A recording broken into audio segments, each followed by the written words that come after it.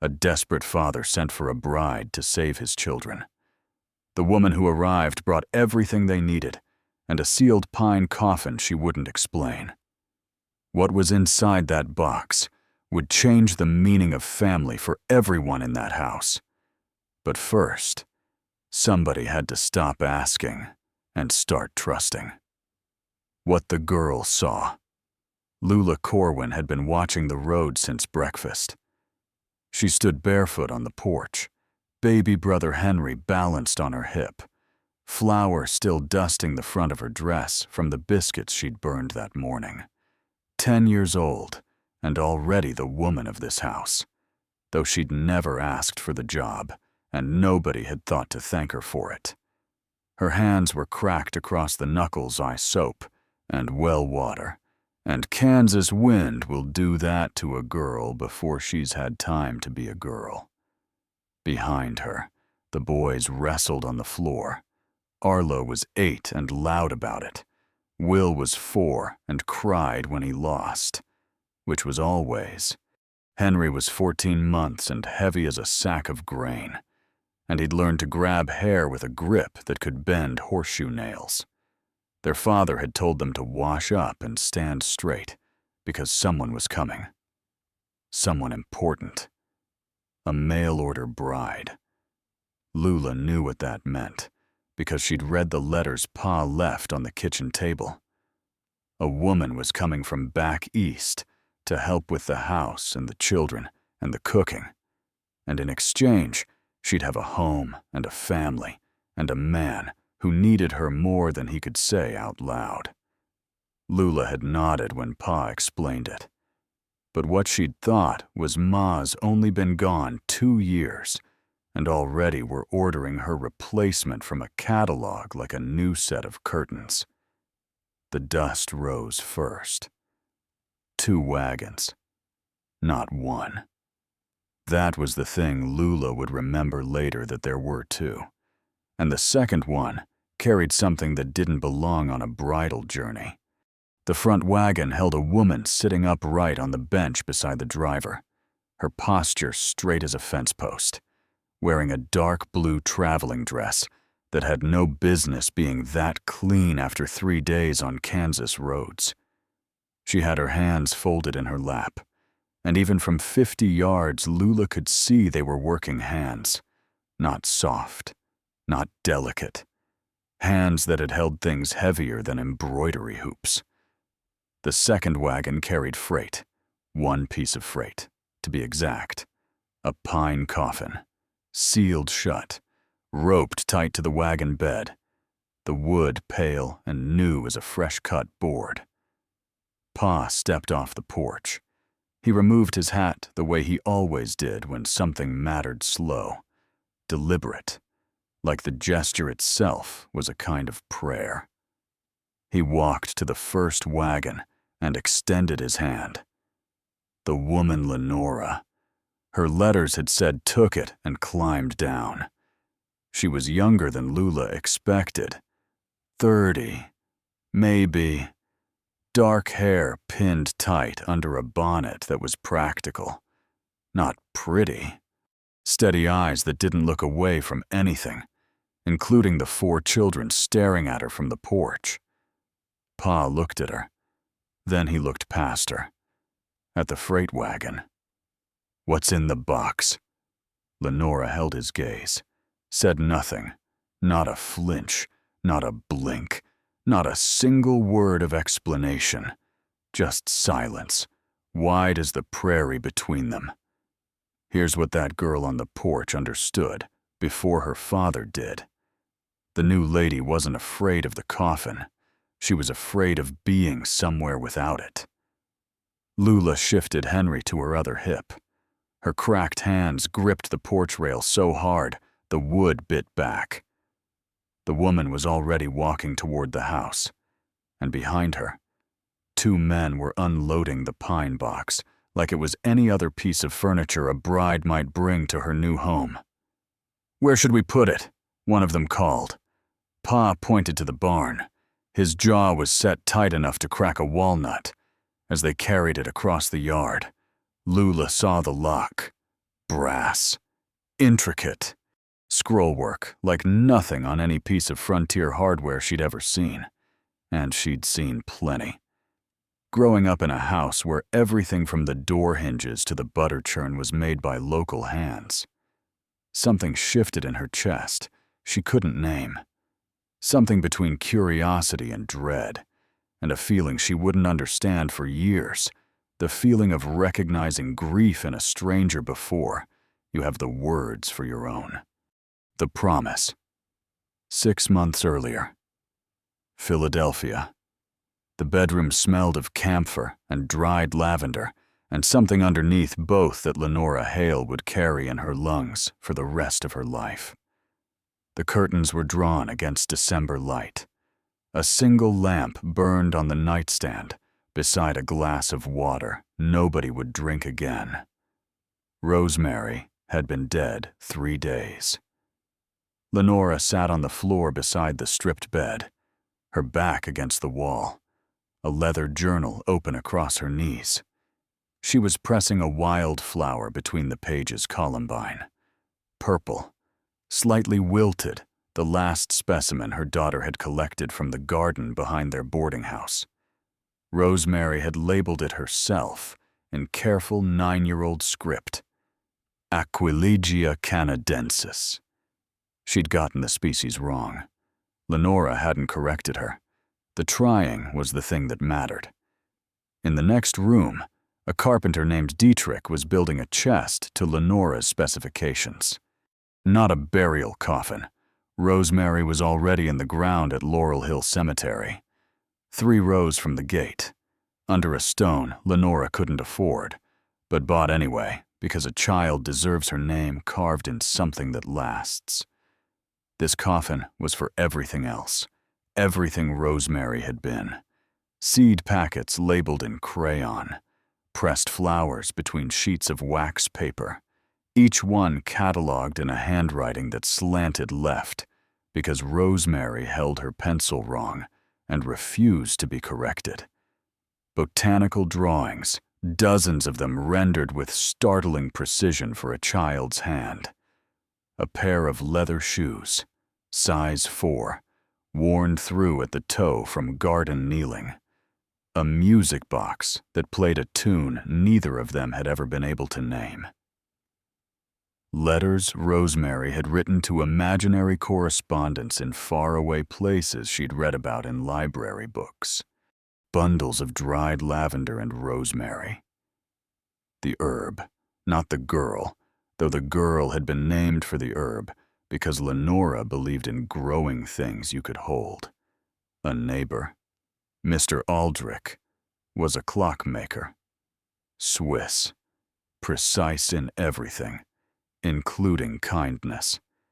He brought the lock as a gift European metalwork, hand-tooled, one of a kind.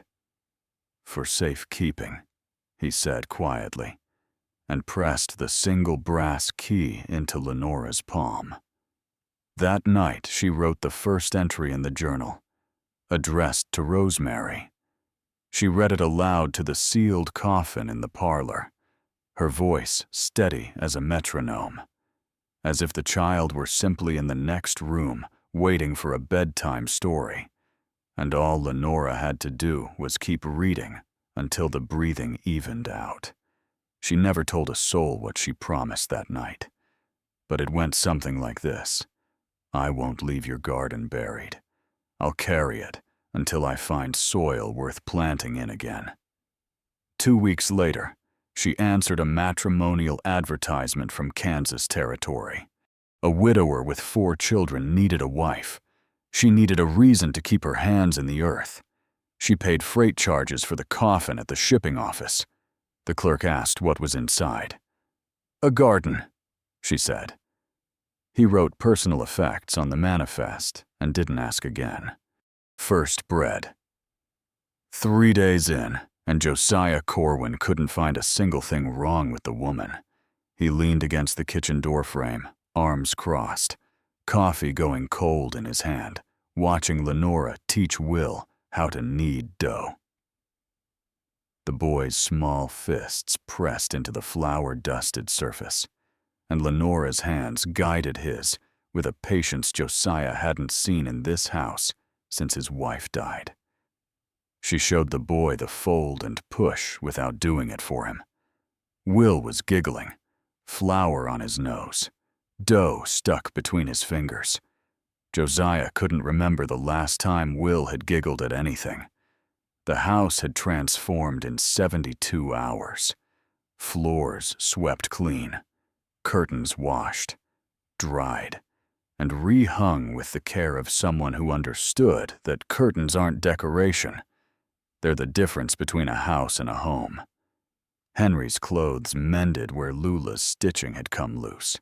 Meals appeared at regular hours, not the burned biscuits and watery stew Lula had been managing with the grim determination of a child soldier. But real food. Stew thick enough to stand a spoon in. Cornbread that held together. Coffee strong enough to float a horseshoe. Lenora held the baby like she'd done it 1,000 times. She braided Lula's hair each morning without being asked, her fingers working through the tangles with the absent efficiency of muscle memory.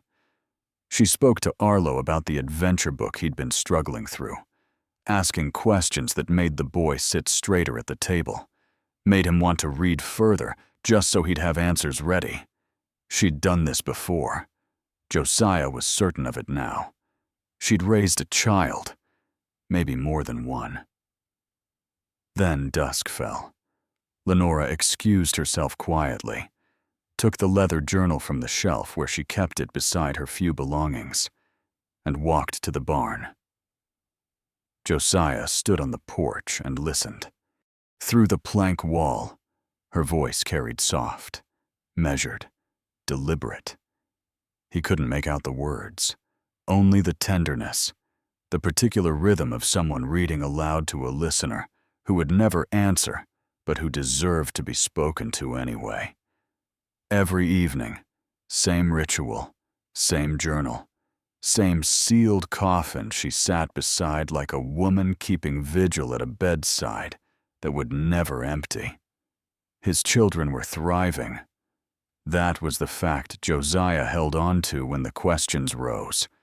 Whatever she carried in that box, it hadn't broken her. She still had enough left to carry his family too. That night, Lula appeared in his doorway, bare feet, nightgown, her mother's serious face on a child's frame. "Pa, who's she talking to in the barn?" Josiah set down the harness he'd been mending. "I don't rightly know. Lula. She reads real pretty. Pa, even if nobody's listening." He looked at his daughter's cracked hands, her 10-year-old eyes carrying 30 years of weight. "Get some sleep, sweetheart." But he didn't sleep either. He lay in the dark and listened to the wind pressing against the walls, and thought about a woman who'd crossed half a country with a coffin she wouldn't explain, and hands that knew how to hold a child who wasn't hers. What she left behind. The train rocked through the night, and Lenora pressed her palm flat against the freight car wall. She couldn't feel the coffin through the steel. She knew that. The rational part of her mind, the part that had studied botany at the Women's Institute, the part that could name 200 species from pressed leaf alone, understood perfectly well that wood and metal don't transmit warmth or grief or love. But the gesture had become reflex. Reaching toward Rosemary, the way she'd reached toward the girl's bedroom door every night for 9 years, just to confirm she was there. Just to hear the breathing that meant the world was still turning in the right direction. Fellow passengers had noticed the freight manifest. A woman from Ohio with 3 trunks and a lapdog asked if Lenora was transporting a relative. "My daughter's garden," Lenora said. The woman's face shifted from curiosity to discomfort, and she didn't ask again. People don't want answers that don't fit in neat boxes. They want reassurance. Lenora had stopped providing that the night her daughter died.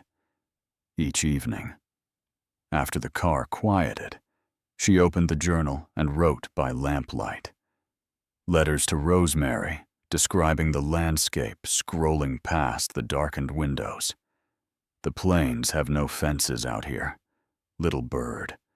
Miles and miles of grass that moves like water when the wind runs through it. You would have pressed every wild flower between Philadelphia and Denver. You would have labeled each one in your careful way, gotten half the Latin wrong, and I would not have corrected you. The trying was always the thing that mattered. A memory surfaced, unbidden and ruthless in its clarity.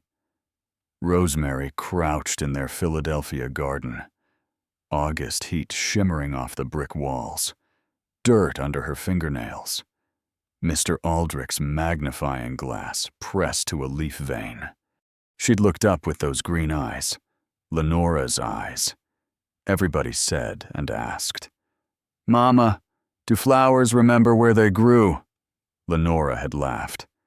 "That's why we press them, little bird, so they don't have to remember alone." Scarlet fever took 9 days. The doctor said it was quick, as if 9 days of a child trying to breathe through a throat closing like a fist could be called quick by anyone who wasn't standing in the hallway counting the hours. She never told a soul what she'd really promised in that stripped-bare bedroom. But it went something like this. "I will not leave your garden in the ground alone. I will carry it until I find a place with enough living to balance out the dying." The train pulled into the Kansas station on a Tuesday afternoon. Lenora straightened her collar, smoothed her dress, pinched color into her cheeks, because that's what you do when you're about to meet 4 children who need a mother and a man who needs a wife. And you're neither of those things yet, but you intend to become both. She looked like a woman arriving for a new life, only her hands dry, cracked, the knuckles split from months of grief that forgot to eat or sleep or apply salve told the truth. The children's questions, 2 weeks in, and the coffin had become the 5th member of the household. Not that Lenora talked about it. She didn't. But the children had developed their own rituals around it, the way children do with anything mysterious and forbidden, and therefore irresistible. Lula drew pictures of it in the margins of her primer, the coffin rendered in careful pencil. The brass lock always prominent, always slightly larger than life. Arlo dared himself to touch the wood each morning on his way to feed the chickens, slapping it quick like touching a hot stove, and bolting. Will brought it gifts, wild flowers he picked from the creek bank, stems crushed in his small fists, a smooth stone, a blue feather, he said came from a bird that looked like it was thinking about something sad.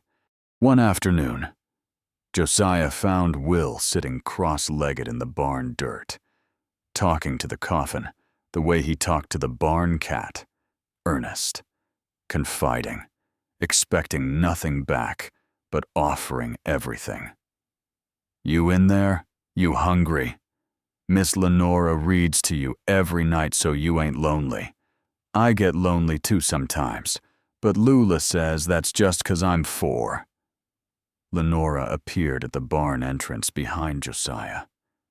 She knelt beside Will in the straw dust, took his face gently in her hands, her dry, calloused hands that didn't match an Eastern lady's, that matched instead the hands of a woman who had spent years on her knees in garden soil, and said quietly, "There's someone's whole life in there, Will, and one day I'll show you." The boy nodded like this made perfect sense. Josiah gripped his coffee cup tighter, looked away, cleared his throat against a feeling he wasn't ready to name.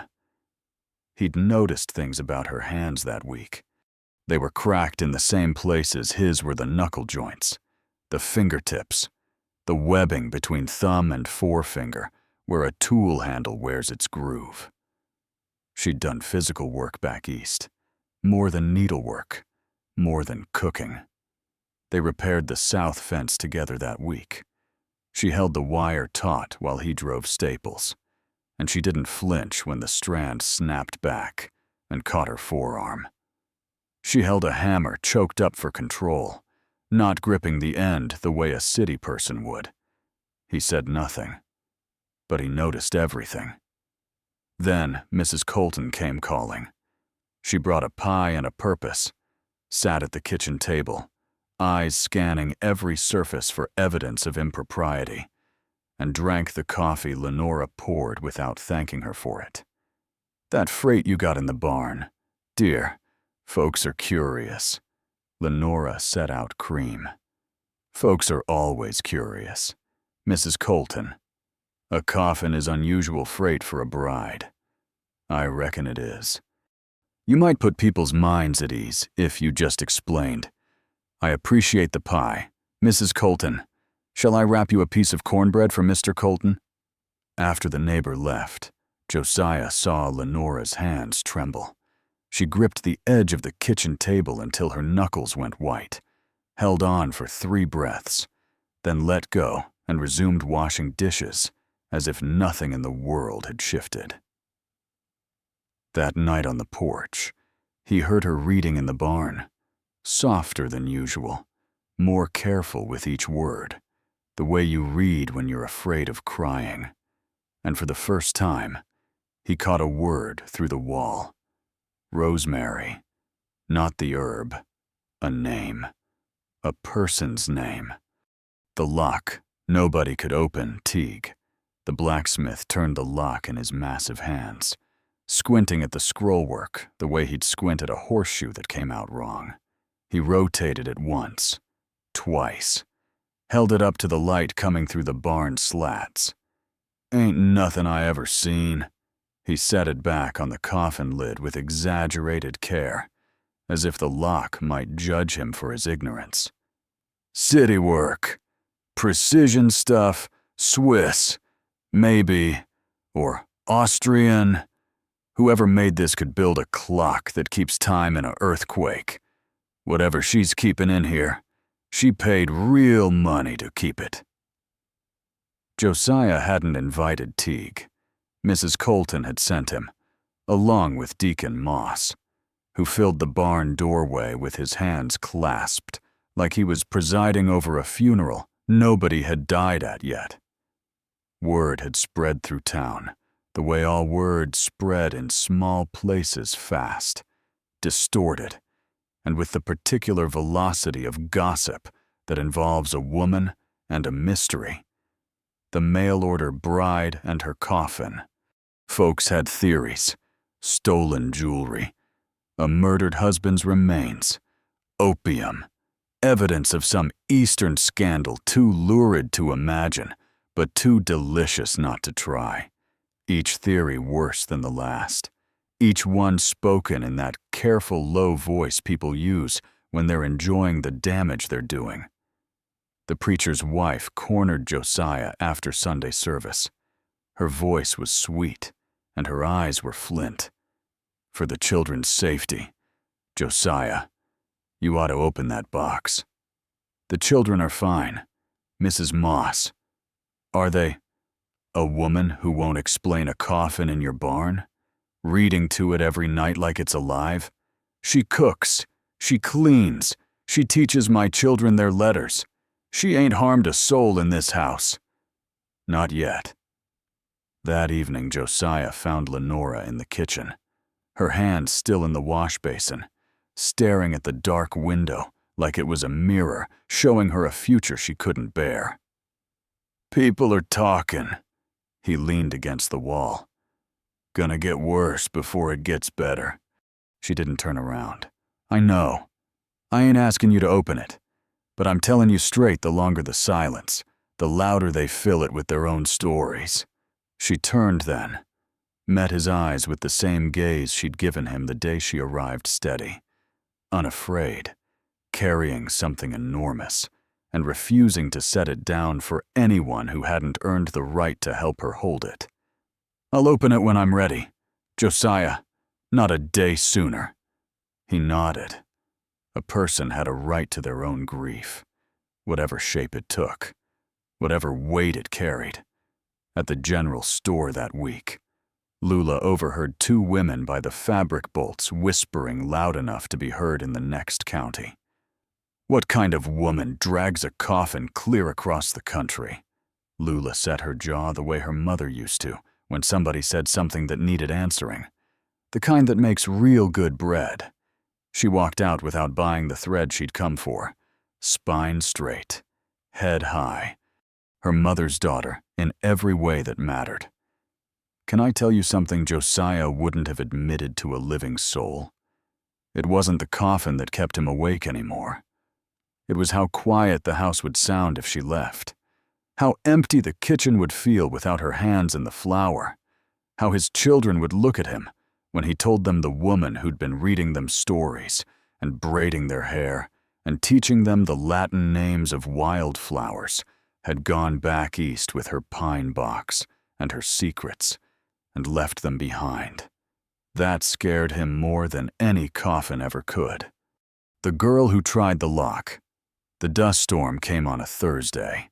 Sky turned copper by noon, the color of old pennies left in rain. By 2 o'clock, the wind was screaming across the flats, carrying topsoil from 3 counties, turning the air into something you could chew. Visibility dropped to the length of Josiah's arm. He boarded windows while Lenora gathered the children to the main room, wrapping Henry in a damp cloth to filter the dust from his 14-month-old lungs. Arlo pressed his face to the shuttered window, trying to see the invisible. Will cried. Lula held him, rocking the way she'd seen Lenora rock Henry, learning tenderness from a woman she still wasn't sure she trusted. The barn door banged in the gale like a fist demanding entry. Somewhere in the roar, Lenora closed her eyes, and she was not in Kansas anymore. She was in Philadelphia, kneeling in a garden with an August sun on her shoulders, and a girl who had dirt under her fingernails, and Mr. Aldrich's magnifying glass pressed to a leaf. "Mama, do flowers remember where they grew?" And Lenora was laughing, and the light was golden, and death was still a word in other people's stories. The storm howled for 6 hours. Around midnight, it eased from a scream to a moan. The way grief does, never stopping entirely, just finding a lower register to live in. The children slept in a pile on the floor like a litter of pups, limbs tangled, breathing synchronized, all except Lula. She slipped out the back door, crossed the yard in the dark, dust still swirling at her bare ankles, and pushed open the barn door. The coffin sat where it always sat, center of the barn floor, pale wood, ghostly in the darkness, patient as a headstone. She knelt beside it. Her cracked fingers found the lock, cold brass, smooth scrollwork, the keyhole no bigger than a thimble. She pulled. It didn't yield. She pulled harder. Nothing.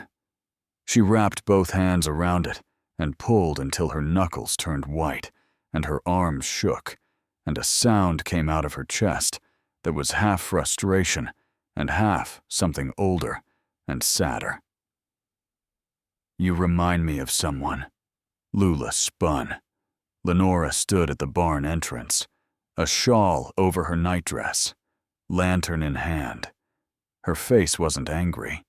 It was something else entirely, something ancient and tender and broken in a place Lula recognized.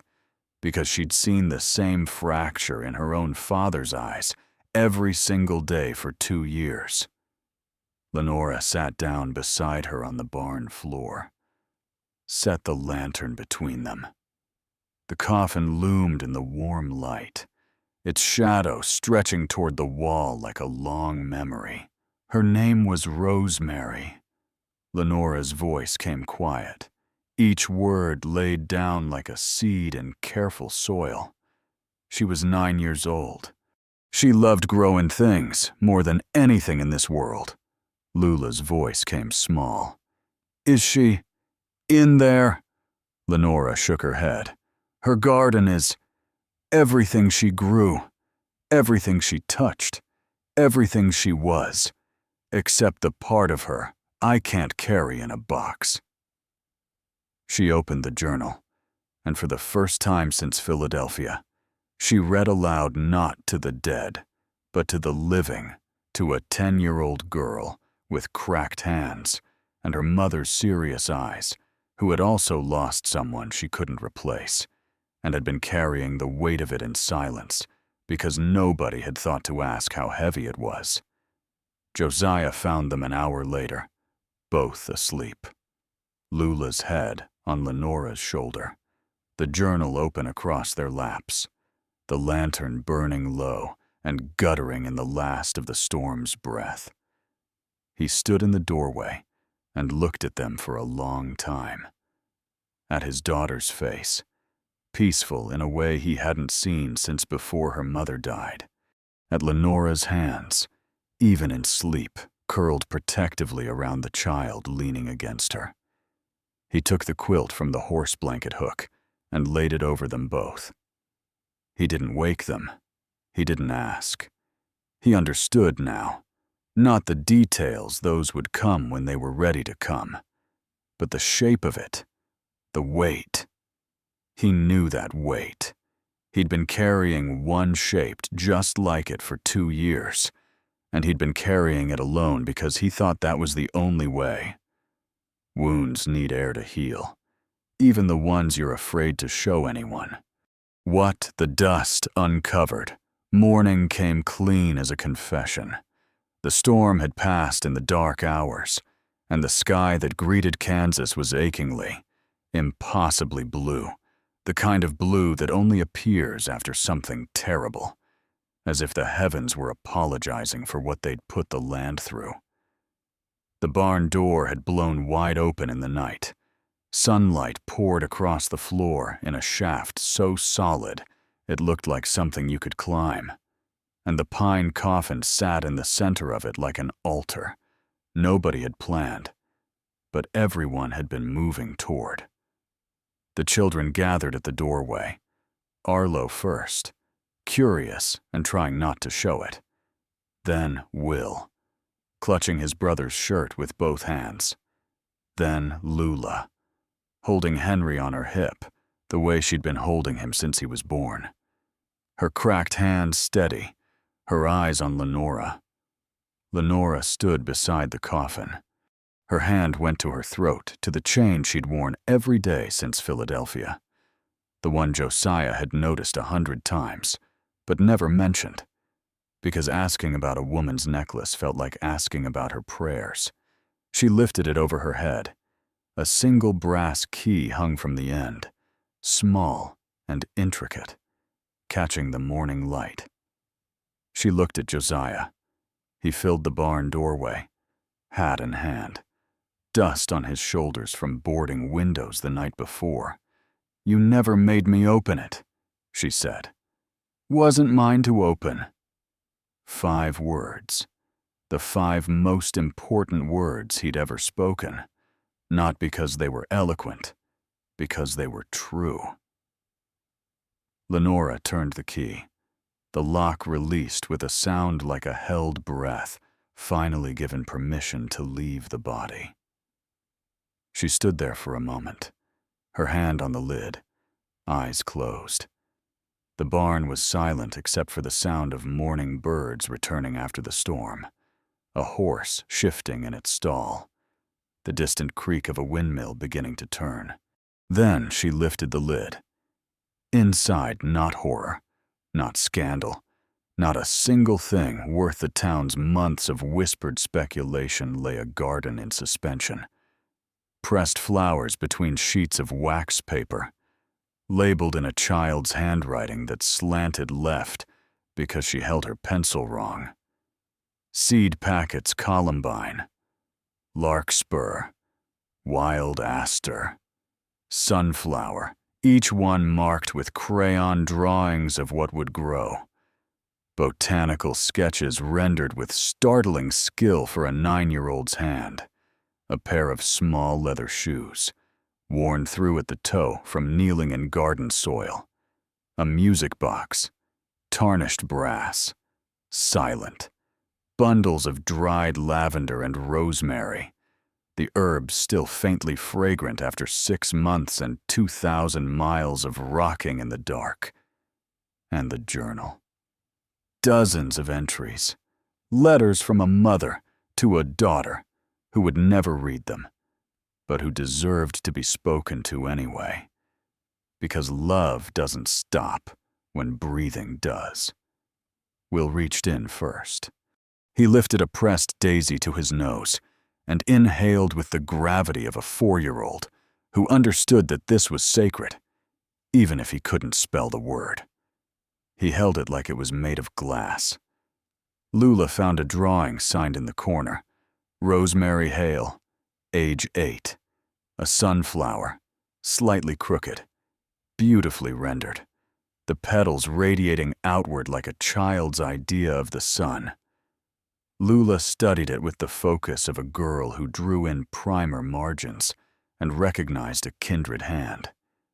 She drew like me, she whispered. Josiah knelt beside Lenora. Slowly. The way you kneel when you're not sure your knees will hold you, and you're doing it anyway. His hand dry, cracked, scarred from fence wire and harness leather, and the 10,000 small violences a frontier life inflicts on working hands, covered hers on the coffin's edge. He didn't speak. Didn't need to. New soil. The garden plot faced south, sheltered from the wind by the barn on one side and the house on the other. Josiah dug it himself. Took him 2 full days. The soil was Kansas hardpan, packed tight from drought and years of neglect.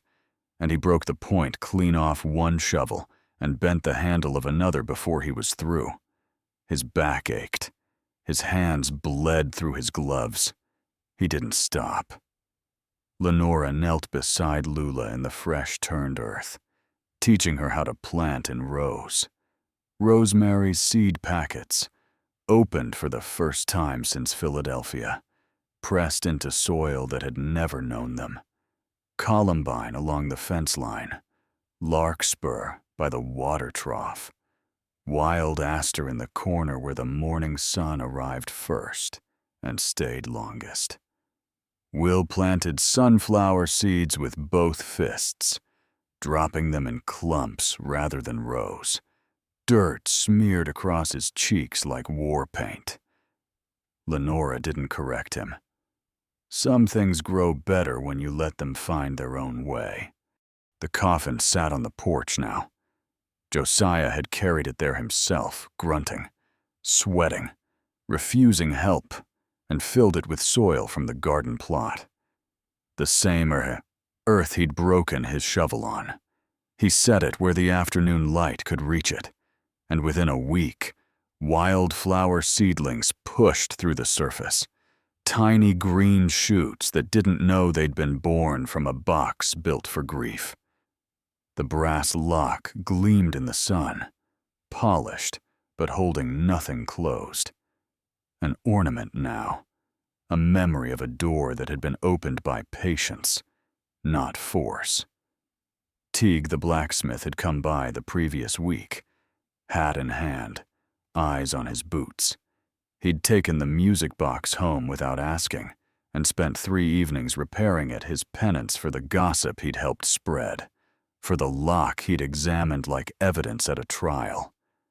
The box played again now, faintly, imperfectly. A tune nobody could name, but everyone felt somewhere behind their ribs.